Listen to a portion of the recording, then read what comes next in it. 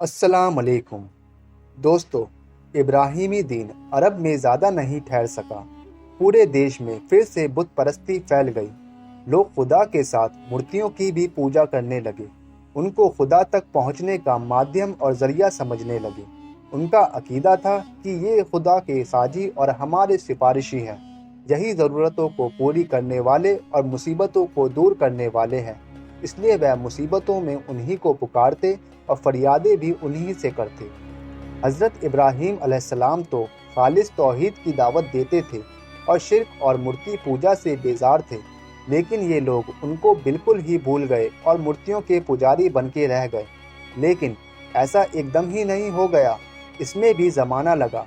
ना जाने कितनी शताब्दियाँ बीत गई और ना जाने कितनी नस्लें गुजर गईं, तब जाकर कहीं शिर्क ने अपने पैर जमाए।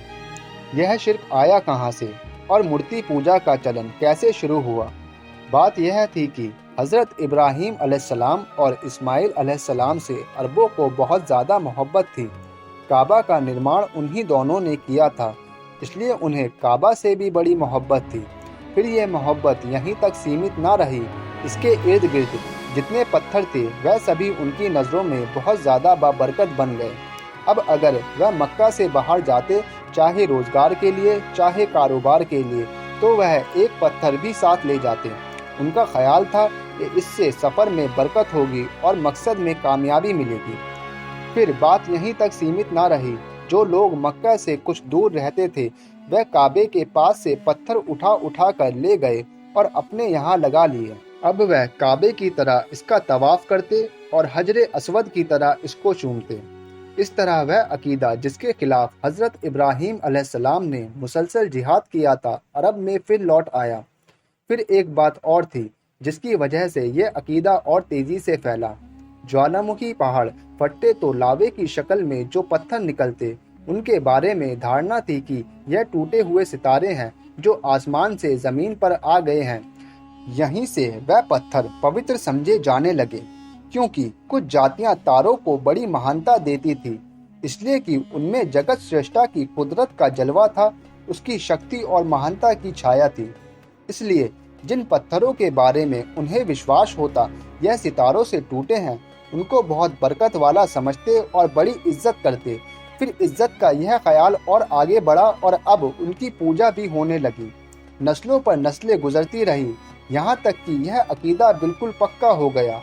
अब कोई भी पत्थर मिल जाता जो खूबसूरत और सुडौल होता, या उसकी बनावट में कुछ नयापन होता, या किसी जानदार की शक्ल से मिलता जुलता होता, उसकी महानता उनके दिलों में बैठ जाती और वह उसको पूजने लगते। फिर वो लोग एक कदम और आगे बढ़ गए। अब वह पत्थरों को खुद काटते और छांटते, अपनी पसंद की मूर्तियाँ बनाते, जिस बुजुर्ग या देवता से चाहते उनका संबंध जोड़ते और जो दिल चाहता उनका नाम रख लेते। फिर उनको एक जगह स्थापित करके पूजना शुरू कर देते। प्रेम और श्रद्धा में उन पर भेंटें चढ़ाते, उनके नामों पर मन्नतें मानते। उनका ख्याल था कि इस तरह वह देवता अल्लाह के यहाँ सिफारिश करेगा, बिगड़े हुए काम भी बना देगा और आखिरत में निजात भी दिला देगा।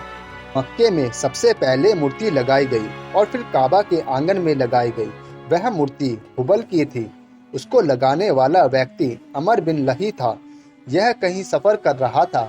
रास्ते में एक जगह से गुजर हुआ, देखा लोग मूर्तियां पूज रहे हैं। उसको बहुत भला मालूम हुआ।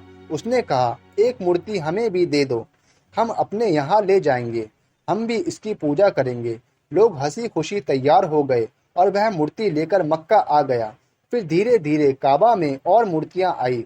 अगर आपको वीडियो अच्छे लगे तो वीडियो को लाइक करें और दीन की बातें जानने के लिए चैनल को सब्सक्राइब करें।